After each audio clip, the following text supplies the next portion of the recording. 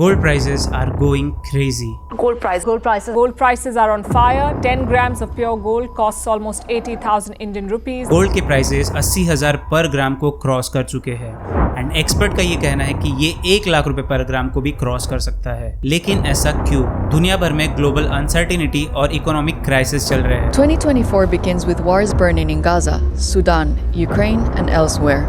Peacemaking is in crisis. और जब भी ऐसे ग्लोबल क्राइसिस होते हैं तो गोल्ड को एक सेफ इन्वेस्टमेंट के तौर पर देखा जाता है। तो आज इस वीडियो में हम जानेंगे 7 ऐसे रीजन जिसकी वजह से गोल्ड इतनी तेजी से बढ़ रहा है। Number 1, US China trade war. दुनिया की 2 सबसे बड़ी इकोनॉमिक्स कंट्री यूएसए और चाइना एक नए ट्रेड वॉर में फंस चुकी है। The world's leading superpowers are locking horns. Game on here. A trade war between the United States and China is here.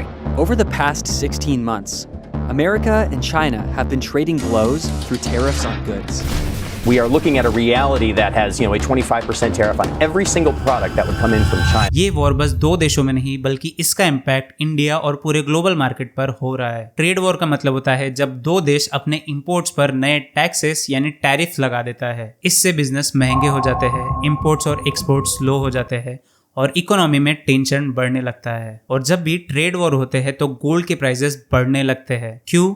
चलिए जानते हैं। गोल्ड एक सेफ एसेट है। जब कभी मार्केट में अनसर्टेनिटी बढ़ती है तो लोग शेयर मार्केट या क्रिप्टो से पैसा निकालकर गोल्ड में इन्वेस्ट करते हैं। डॉलर वीक होता है। जब कभी ट्रेड वॉर होता है तो यूएस इकोनॉमी वीक हो जाती है और जब डॉलर वीक हो जाता है तो गोल्ड के प्राइसेस बढ़ने लगते हैं। Supply chain issue. Trade restriction की वजह से सप्लाई चेन स्लो हो जाती है जो कमोडिटी के प्राइसेस को पुश करते हैं। नंबर 2, इन्फ्लेशन और इंटरेस्ट रेट। इन्फ्लेशन और इंटरेस्ट रेट गोल्ड के सबसे बड़े ड्राइवर्स है। अगर इन्फ्लेशन बढ़ता है तो लोग गोल्ड की तरफ दौड़ते हैं और अगर वही इंटरेस्ट रेट गिरते हैं तो गोल्ड महंगा हो जाता है। इन्फ्लेशन का सीधा मतलब होता है पैसों की कीमत गिरना और चीज़ों की कीमत बढ़ना। जब पैसे की वैल्यू गिरने लगती है तो लोग अपना पैसा सेफ एसेट में जैसे कि गोल्ड में इन्वेस्ट करना शुरू कर देते हैं। तो इसी वजह से डिमांड बढ़ने लगती है और प्राइसेस ऊपर चले जाते हैं। 2024 में यूएस और इंडिया में इन्फ्लेशन का रेट 6 से 7% तक पहुंच गया था। और जब कभी इन्फ्लेशन बढ़ता है तो लोग बैंक में पैसे सेव करने की जगह लोग रियल एसेट में या फिर गोल्ड में इन्वेस्ट करते हैं। और जब ऐसे ही इंटरेस्ट रेट बढ़ते हैं तो लोग फिक्स डिपॉजिट, बॉन्ड्स या फिर बैंक सेविंग में पैसा रखना ज़्यादा प्रेफर करते हैं। और जब इंटरेस्ट रेट गिरते हैं तब लोग गोल्ड में या फिर स्टॉक्स में पैसा इन्वेस्ट करना ज़्यादा पसंद करते हैं। अभी फेडरल रिजर्व एंड आरबीआई ने अपने इंटरेस्ट रेट बढ़ाए हैं लेकिन फिर भी इन्फ्लेशन की वजह से गोल्ड फिर भी महंगा हो रहा है। 2023 में जब यूएस फेडरल रिजर्व ने अपने इंटरेस्ट रेट बढ़ाए थे तो गोल्ड प्राइसेस गिर गए थे। लेकिन 2025 में इन्फ्लेशन की वजह से लोगों ने गोल्ड को एक सेफ एसेट माना है, इसीलिए गोल्ड के प्राइसेस बढ़ रहे हैं। नंबर 3, इंडिया में गोल्ड की डिमांड। इंडियन गवर्नमेंट अपने गोल्ड रिजर्व्स को बढ़ा रही है जो कि प्राइस इंक्रीज में एक सबसे बड़ा रीजन है। 2024 में आरबीआई ने टोटल 27 टन गोल्ड खरीदा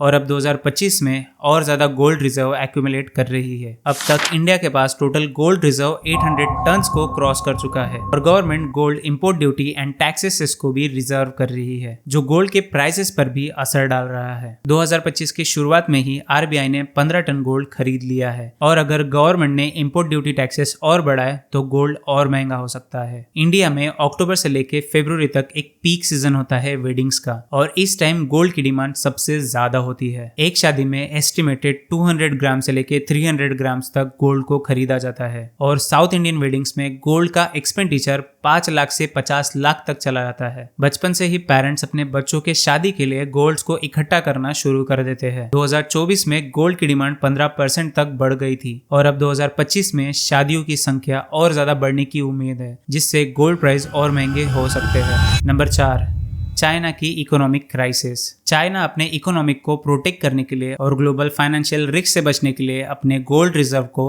अग्रेसिवली एक्यूमुलेट कर रही है। ये ट्रेंड तब से और ज्यादा तेज हो चुका है जब से यूएस एंड वेस्टर्न कंट्रीज ने रशिया पर सैंक्शंस लगाए। The United States has issued its largest sanctions package against Russia. We will limit Russia's ability to do business in dollars, euros, pounds and yen. इसी वजह से China और भी ज्यादा alternate gold and digital yuan पर focus कर रही है। चाइना के सेंट्रल बैंक ने 2023 में अपने ऑफिशियल गोल्ड रिजर्व को 225 टन से बढ़ाया जो कि एक रिकॉर्ड है। ये सिर्फ सेंट्रल बैंक तक सीमित नहीं बल्कि प्राइवेट इन्वेस्टर्स और कंपनीज भी गोल्ड में इन्वेस्ट कर रही है। और दूसरी तरफ चाइना अपने डोमेस्टिक गोल्ड माइनिंग इंडस्ट्री को भी स्ट्रॉन्ग कर रहा है ताकि फ्यूचर में भी उनकी गोल्ड की सप्लाई स्ट्रॉन्ग बनी रहे। रिपोर्ट्स के मुताबिक चाइना दुनिया का सबसे बड़ा गोल्ड प्रोड्यूसर है और अब वो खुद का मैक्सिमम गोल्ड रिजर्व रखना चाहता है। चाइना की यह स्ट्रेटेजी सिर्फ फाइनेंशियल रीजंस के लिए नहीं है बल्कि ये एक जियोपॉलिटिकल मूव है, अपने आप को इंडिपेंडेंट बनाने की तरफ एक बड़ा कदम है। गोल्ड का ज्यादा रिजर्व होने से चाइना अपने करेंसी को इंटरनेशनल ट्रेड में भी और भी ज्यादा पावरफुल बना सकता है। नंबर 5,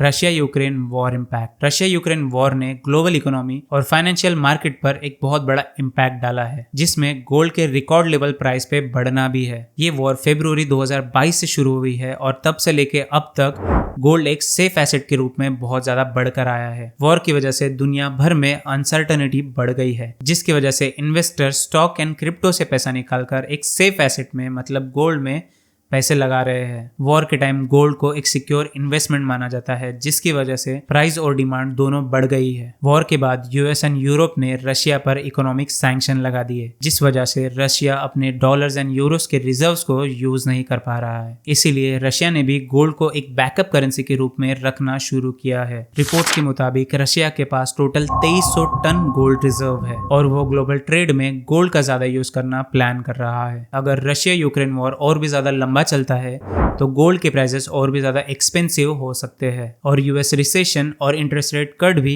गोल्ड को बुलिश बना सकता है। चाइना, रशिया और मिडिल ईस्ट कंट्रीज का गोल्ड बाइंग ट्रेंड भी गोल्ड को हाई लेवल पर बनाए रख सकता है। Number 6, central bank gold buying. दुनिया भर के सेंट्रल बैंक्स पिछले कुछ सालों से गोल्ड को रिकॉर्ड लेवल पर बाय कर रहे हैं। ऐसा होने के मेजर 4 रीजंस हैं। नंबर 1, यूएस डॉलर पर डिपेंडेंसी कम करना। बहुत सारे देश यूएस डॉलर के फाइनेंशियल से बचने के लिए अपने गोल्ड रिजर्व्स को बढ़ा रहे हैं। रशिया और चाइना जैसे देश डॉलर फ्री ट्रेड सिस्टम को बनाना चाहते हैं, जिसमें गोल्ड एक स्ट्रॉन्ग अल्टरनेट हो सकता है। नंबर 2, ग्लोबल फाइनेंशियल इंस्टेबिलिटी और रिसेशन का डर। Russia Ukraine war, middle east conflict और ग्लोबल रिसेशन के डर से सेंट्रल बैंक अपने वेल्थ को सिक्योर करना चाहती है, जो कि फाइनेंशियल क्राइसिस के टाइम पर फाइनेंशियल स्टेबिलिटी प्रोवाइड करता है। नंबर 3, इन्फ्लेशन और इंटरेस्ट रेट का इफेक्ट। 2022-23 में इन्फ्लेशन रिकॉर्ड लेवल पर पहुंच गया था, जो अब भी कई कंट्रीज में प्रॉब्लम बना हुआ है। यूएस फेडरल रिजर्व और ईसीबी, यूरोपियन सेंट्रल बैंक ने इंटरेस्ट रेट बढ़ाए थे, लेकिन अब उन्हें कट करना पड़ सकता है, जो गोल्ड प्राइसेस को और भी ज्यादा ऊपर ले जा सकता है। नंबर 4,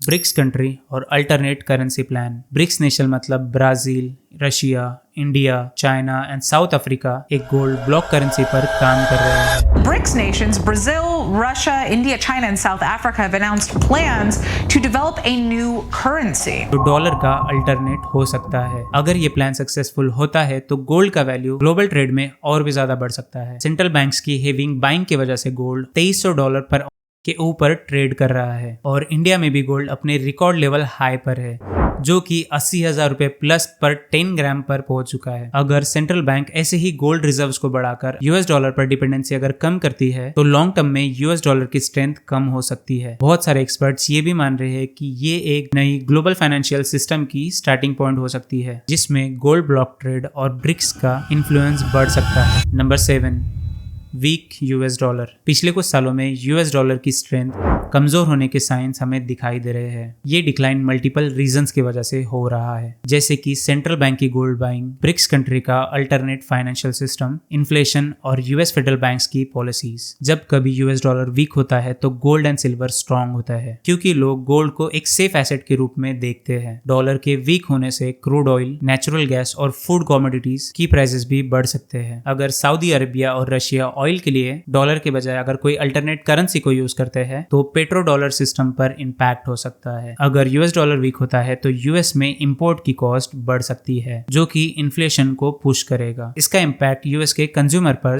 पड़ सकता है, जो कि ऑलरेडी इन्फ्लेशन की वजह से प्रेशर में है। चाइना और रशिया डॉलर ट्रेड एग्रीमेंट पर काम कर रहे हैं और इंडिया भी मिडिल ईस्ट कंट्रीज के साथ और रशिया के साथ रुपीज और लोकल करेंसीज को प्रमोट कर रहा है। यूएस डॉलर अब भी दुनिया की सबसे बड़ी रिजर्व करेंसी है, लेकिन डी डॉलराइजेशन का ट्रेंड, सेंट्रल बैंक्स की गोल्ड बाइंग और ब्रिक्स का इन्फ्लुएंस और यूएस इकोनॉमी के चैलेंजेस की स्ट्रेंथ को कमजोर कर रहा है। अगर ये ट्रेंड कंटिन्यू होता है तो गोल्ड एंड सिल्वर और अल्टरनेट करेंसी का रोल और भी बढ़ सकता है, जो ग्लोबल फाइनेंशियल सिस्टम में एक बड़ा बदलाव ला सकता है। तो हमने देखा कि गोल्ड के प्राइसेस बढ़ने में मल्टीपल रीजंस है। ये एक नॉर्मल प्राइस नहीं बल्कि ग्लोबल लेवल पे इकोनॉमिक और पॉलिटिक चेंज का बहुत बड़ा रिजल्ट है। गोल्ड को एक सेफ एसेट माना जाता है और जब भी ग्लोबल इंस्टेबिलिटी बढ़ती है उतनी ही गोल्ड की प्राइसेस बढ़ती है। आपको क्या लगता है, क्या गोल्ड 1 लाख रुपए तक पहुंच सकता है? मुझे नीचे कमेंट्स में जरूर बताना है।